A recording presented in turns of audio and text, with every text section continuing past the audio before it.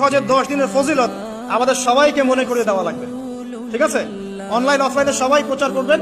এই 10 দিন নেক আমলের জন্য একটা উৎসবের উপহার আল্লাহর পক্ষ থেকে। এই 10টা দিন যেন আমরা আল্লাহর পক্ষ থেকে এই উপহারকে কাজে লাগাই, বেশি বেশি নেক আমল করি, পরকালকে গুছিয়ে নেই।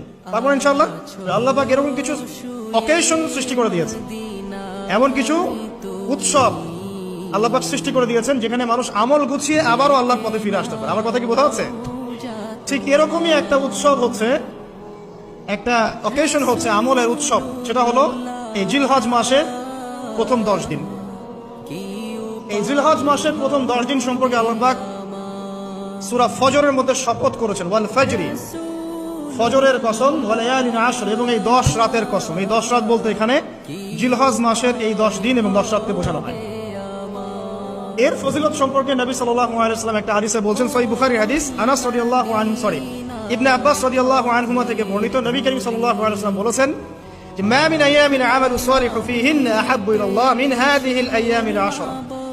আল্লাহ পাকের কাছে এই 10 দিন অর্থাৎ জিলহজ মাসের প্রথম 10 দিনের নেক আমল যত বেশি প্রিয়, আল্লাহর কাছে জিলহজ মাসের প্রথম 10 দিনের নেক আমল যত বেশি প্রিয়, অন্য কোনো আমল এত বেশি প্রিয় না।